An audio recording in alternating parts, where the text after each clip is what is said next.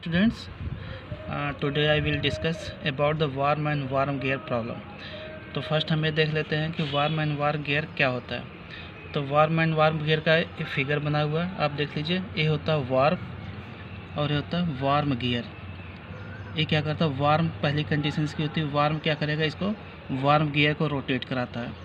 ठीक है, दूसरी कंडीशन क्या हो जाएगी, जब हम डिज़ाइन करेंगे तो वार्म गियर हमारा क्या करेगा, वीकर हुआ as compare to the worm. तो हमें जो कंडीशन चेक करनी होती है कि हम किसके लिए डिज़ाइन करें, तो इसमें वो कंडीशन चेक नहीं करना है, हमेशा हमें क्या करना, वार्म गियर को ही डिज़ाइन करना होता है। तो हमारे लिए प्रॉब्लम देख लीजिए क्या है। Design a full depth involute worm gear reducer to transmit a 10 kilowatt power from a worm rotating at 1400 RPM to a warm gear to obtain the speed reduction of 10:1. The distance between axes of two shafts is 2 to 5 mm। तो हम देख लेते हैं हमको given क्या क्या दिया हुआ। हमारा 20 degree full depth involute worm gear है, तो φn = 20 डिग्री। पावर इनपुट कितना दिया गया, 10 kilowatt. Warm speed of the warm is 400 RPM and gear ratio is 10 and centre distance between warm and warm gear is 2 to 5 mm। तो हमको क्या करना होता है, इसमें डेटा एज्यूम करना होता है। तो डेटा एज्यूम हमें करना होता है, तो डेटा एज्यूम में मुझे पहले होता है मटेरियल सिलेक्शन। तो मटेरियल सिलेक्शन हमने कर लिया कि हम जब भी हमारा गियर बनता है तो उस गियर का जो मटेरियल बनता है वार्म गियर का, उसको हम लेते हैं फास्पर ब्रांच, जनरली हम यूज करते हैं, जिसका अल्टीमेट टेंसाइल स्ट्रेंथ होता है 240 Nm/mm²। और वार्म के लिए हमारा एलॉय स्टील होता है, हार्डन एलॉय स्टील, जो हमारा यहाँ पे दिया गया है 35 Ni 5 Cr2। तो हम एज्यूम करते हैं एप्लीकेशन फैक्टर 1.25 और velocity factor 6/6 plus velocity of the worm gear. और जो हमारा कोफिशिएंट ऑफ फ्रिक्शन होता है between warm and warm gear is, हम एज्यूम कर लेते हैं 0.03। और हमने देखा कि हमारा जो गियर रेशियो 10 है, 10 की वैल्यू जो हमने स्टैंडर्ड वेक्टर रखा है, इसकी वैल्यू वेरी करती है फ्रॉम 7 to 15। अगर हमने देखा यहाँ पे गियर रेशियो का 10 है, तो जो थ्रेड्स ऑन द वार्म बनता है वह 4 होता है। इसको हम डेटा डिजाइन बुक से आप सेलेक्ट कर सकते हैं। हमने RB पाटिल की बुक ले रखा है, यहाँ पे देख लीजिए 10 है, 10 पे वार्म गियर पेयर में हमारा क्या आ रहा है, यहाँ पे 4 हम चूज कर लेते हैं। ये 4 है तो 4 हमें यहाँ सेलेक्ट कर लिया। इससे पहले डिज़ाइन करने से पहले हम एक चीज़, बेसिक चीज़ें देख लेते हैं क्या मुझे करना होता है। तो हमने देखा यहाँ पे कि जब भी हम कोई डिज़ाइन करते हैं तो हमारे लिए 2 कंडीशन आती है।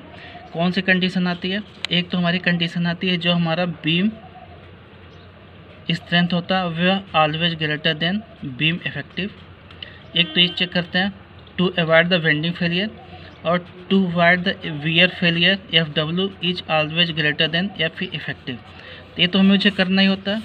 एक चेक हम और कर लेते हैं, अगर हम FB और FW को देख लें तो इसमें देख लेते हैं विच वन इज वीकर। अगर हमने मान लिया कि FB is greater than FW, हम किसके लिए डिज़ाइन करेंगे, जो वीकर होगा। तो FW हमारा क्या होगा, वीकर होगा, वियर स्ट्रेंथ वीकर होगा, तो हम इसके लिए डिज़ाइन कर लेंगे, तभी हमारी डिज़ाइन क्या हो जाती है, पास हो जाती है।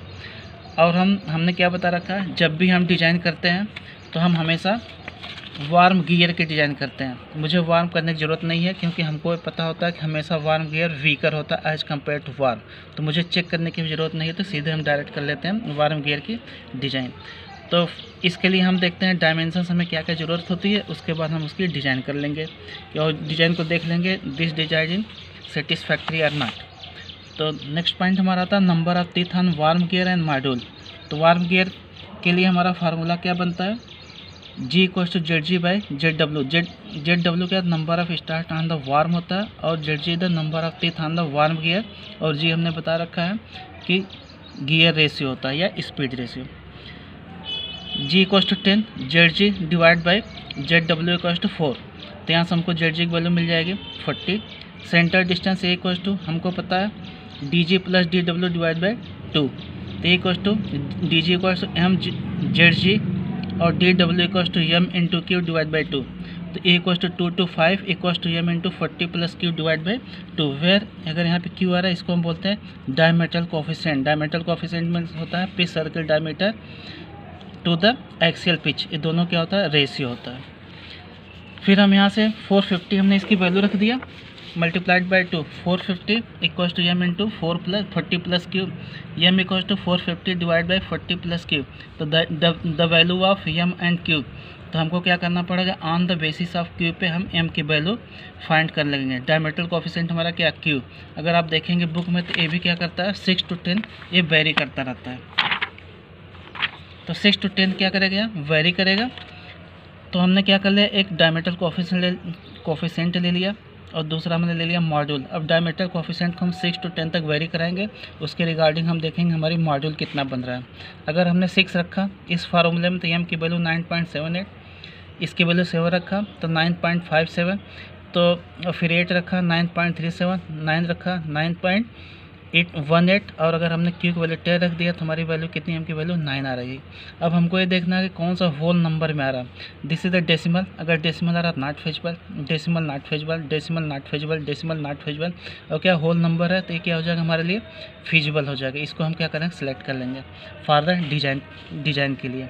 तो क्यू का टू हमारा क्या वैल्यू होगा, 10 हो जाएगा, आंसर 10 हो गया। और इसके रिगार्डिंग एम की वैल्यू कितनी आ जाएगी, 9, इसी को हम बोलते हैं एन क्यू का 10 इक्वल टू क्या होगा, हमारा स्टैंडर्ड वैल्यू हो जाती है। नेक्स्ट हम देखते हैं फेस विड्थ। फेस विड्थ हम देखेंगे, फेस विड्थ की वैल्यू क्या होती है 2m √ q + 1, तो R B equal to 0.73 DW। इसमें जो भी ग्रेटर होगा, जो भी लार्जर होगा, विच एवर इज लार्जर, जो भी लार्जर होगा उसी वैल्यू को हम क्या करेंगे फेस विड्थ में सेलेक्ट करेंगे। अगर ए लार्ज होगा इसको सेलेक्ट कर लेंगे, ए होगा तो इसको सेलेक्ट कर लेंगे। नेक्स्ट हम देखते हैं लीड एंगल। लीड एंगल हमारा फार्मूला होता है tan lambda equals to ZW divide by Q. तो lambda equals to tan inverse ZW divide by Q, तो वह ZW equals to 4 and Q equals to 10, tan inverse 4/10। तो value कितनी है 21.8। इसकी वैल्यू वेरी करती है आपकी 16 to 25 डिग्री।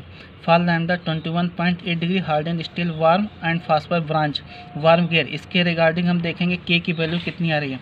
के की वैल्यू आप डेटा डिजाइन किसी भी बुक में देखेंगे तो आपको मिल जाएगा। मेरे पास एक बुक पड़ी है, इसमें हम दिखा देते हैं। देखिए इसकी 10 डिग्री तो 25 डिग्री वैल्यू वेरी कर रही वैल्यू, और फास्पर ब्रांच का मटेरियल बना हुआ और हार्ड एंड स्टील का। तो इसको देख लीजिए, इसकी वैल्यू हमारी कितनी है 21.8 डिग्री के रिगार्डिंग इसकी वैल्यू कितनी है 0.685 है। तो यहाँ से हमने इसको सेलेक्ट कर लिया, के की वैल्यू को 0.685। फिर हम नॉर्मल मॉड्यूल फाइंड कर लेते हैं। Normal module equal to M cos lambda, तो M equal to 12 cos 21.8, value हमारी एम की value 8.35। Dimensions of gear fear हम देख लेते हैं। देख लीजिए M equal to 9, Z J equal to 40 हो जाएगा, D W equal to M Q 9 × 10 equal to 990 mm। D G value M into Z J 9 × 40 340। Excel pitch equal to होता है pi M, pi into 9 28.27 millimetre. Lead of the worm capital क्या L क्या होता है, lead of the worm होता है P A into Z W equal to 28.27 × 4, answer हो जाएगा 113.09। Lambda equal to 21.18। हमने आपसे वैल्यू कहा था कि इस फार्मूला आपको चेक करना which one is the larger. तो हमने चेक किया था, तो मुझे ए लार्जर लग रहा है, तो इसकी वैल्यू हम चेक कर लेते हैं, अदरवाइज आप चेक करके देख लेना है। तो वी की वैल्यू हमारी हो जाए 0.73 DW equal to 0.73 M Q, 0.73 × 9 × 10 equal to 65.7 mm। अब हमको देखना addendum height. Addendum height equal to 1 mm equal to 8.3 mm। Dedendum height equal to 1.2 mm, 1.2 × 8.3 equal to 10 mm। Centre distance हमको गिव है ना 2 to 5 mm। Length of the worm L W क्या show करता है, length of the warm, इसका formula होता है pi M into 4.5 plus Z G divide by 50 equal to pi into 9 × 4.5 plus 40/50 equal to 149.85 mm। और हम जो नेक्स्ट हमारा पॉइंट आता है, हम डिजिनेशन ऑफ वार्म गियर को डिजिनेट कैसे करते हैं। ठीक है, तो designation of the worm gear pair के लिए देख लीजिए, Z W / Z G / Q oblique M था। जेड डब्ल्यू हमारी वैल्यू हमने पीछे एज्यूम किया था, कितनी 4 थी। जेड जी हमारी 40 आ गई थी। डायमीटर कोफिशिएंट क्यू को 10 आ गया था और एम को 90। इसको हम डिजिनेट करेंगे 4/40/10/9। ये designation of the worm gear pair होता है। नेक्स्ट हमने डायमेंशन निकाल लिया, डिजिनेशन निकाल लिया। अब मुझे चेक करना है कि जो हम डायमेंशन सेलेक्ट कर रहे हैं वह हमारी डायमेंशन सेटिस्फैक्ट्री होगी डिजाइन के लिए कि नहीं होगी। तो इसके लिए मुझे क्या करना होता है, फार्मूला हम वही रिपीट करेंगे जो सारे गियर में यूज करते आए हुए हैं। तो क्या होता है, sigma B into B into M into Y. इसमें क्या हो जाएगा, सिग्मा बी जी, क्योंकि हमारा हमने क्या शुरू में स्टार्ट में ही मैंने बोल दिया था कि हमारा जो होता है वार्म गियर वीकर होता है, इसलिए हम इसी की डिज़ाइन करना था। Sigma B G into B into M N into Y, this is normal module. तो इसकी वैल्यू देख लीजिए, sigma B G into B into M into Y into cos lambda. तो हमारा एम एन इक्वल टू क्या होता है, M कास lambda होता है। एम कास लैम्डा इसकी वैल्यू ने पुट कर दिया। अब हमको क्या अननोन इसमें निकल रहा है, सिग्मा पी जी हम फाइंड कर सकते हैं। Ultimate strength of the worm gear divide by 3 equal to 240 divide by 3 equal to 80 newton पर mm स्क्वायर। बी हमें पता है डायमेंशन से, एम भी पता है, वाई मुझे फाइंड करना है। तो वाई के लिए हमने बताया था डिटरजेंट बुक से आप 20 degree full depth involute teeth के लिए आप वाई का फार्मूला बन जाता है Y equal to 0.484 minus 2.87 divide by Z G. इसकी वैल्यू जेड जी की वैल्यू कितनी 40 हमने यहाँ पुट कर दी, हमारी वैल्यू आ गई 0.4122। अब हम एफ बी की वैल्यू निकाल लेते हैं। तो sigma B G equal to 80, B equal to 65.7, M equal to 9, Y equal to 0.4172 और cos lambda equal to 21.8 degree. तो वैल्यू ने पुट करें तो हमारा आंसर आ जाएगा 1810.27 न्यूटन। अब हम देखेंगे wear strength of the worm gear tooth. Wear strength के लिए फार्मूला हमारा होता है डी जी बी के हो जाएगा। वहाँ पे क्यू आता था, क्यू यहाँ पे नहीं रहेगा, तो यहाँ पे क्यू हम क्या करते हैं, एलिमिनेट कर देते हैं यहाँ पे। तो एफ डी का D G into B into Q. अब डी जी की वैल्यू हमारी कितनी है 360 इंटू 65.7 इंटू 0.685। इसके हमने क्या किया, मल्टीप्लाई करेंगे, हमारी वैल्यू आ गई 16201.62 न्यूटन। अब हम देख लेंगे which one is the weaker. तो एफ डब्ल्यू की वैल्यू आ रही है आपकी 16201.62 और एफ बी की वैल्यू हमारी आ रही है 18104.27। तो हम यहाँ से आप वैल्यू कंपेयर कर लीजिए, किसकी वैल्यू ज़्यादा हो रही है, एफ डब्ल्यू की वैल्यू क्या कम है as compare to F B. हमने क्या यहाँ देखा, worm gear is weaker in pitting and it should be checked for the safety against pitting failure. तो हमको क्या करना पड़ेगा, पिटिंग फेलियर के लिए डिजाइन करना पड़ेगा, देखना पड़ेगा कि हम पिटिंग फेलियर के लिए डिजाइन करते हैं, ठीक है। तो effective load on the worm gear teeth, effective load on the worm gear की टीथ के लिए फार्मूला हमारा होता है वर्चुअल एंगल इक्वल टू क्या हो जाता है, tan इनवर्स म्यू वी क्या होता है, वर्चुअल कोफिशिएंट ऑफ फ्रिक्शन। तो इसकी वैल्यू क्या थी, म्यू अपन cos phi n। तो इसकी वैल्यू म्यू की वैल्यू 0.0 थे, हमने एज्यूम किया था।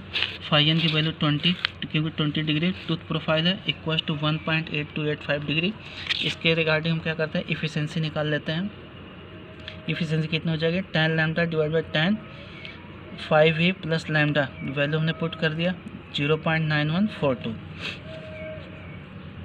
फिर हम निकालते हैं पावर आउटपुट इक्वल टू क्या होता है, पावर इनपुट इनटू इफिशिएंसी हमने यहाँ निकाल रखा, सारी वैल्यू पुट किया था 9142.6 वाट हो जाएगा। फिर स्पीड ऑफ गियर मुझे फाइंड करना है। स्पीड ऑफ वार मुझे पता है, इज गिवन है, speed of worm 1400 divide by 10 equal to 140 RPM with the speed of the gear. Velocity of the gear के लिए formula pi D G N G divide 60 into 1000। इसकी value हम निकालेंगे तो हमको वैल्यू आ जाएगा 2.64 मीटर पर second. Tangential force on the worm gear हम निकालेंगे F G T. Tangential force on the worm gear equal to हो जाता है P nought by V G equal to 9142.6 divide by 2.64 equal to 3464.5 newton. अब हम निकालेंगे velocity factor formula होता है 6/6 प्लस वी जी मुझे कितना निकल गया 2.64। तो 6/6 6/6 प्लस 2.64 2.64 आंसर हमारा है के वी की 0.6944। अब हमें इफेक्टिव लोड निकालना होता है। इफेक्टिव लोड का formula in case of worm gear में आपका बन जाता है K A into F G T divide by K V. तो एफ जी टी क्या होता है, tangential force on the worm gear. इसकी वैल्यू पुट कर लेंगे के 1.5 कितना जूम किया था, तो 1.25 इंटू 3464.1 हमने 1.25 पीछे हमने जूम कर रखा था, डिवाइड बाई 0.6944 आंसर आपका है 7483.82 न्यूटन। अब हम देख लेते हैं अवेलेबल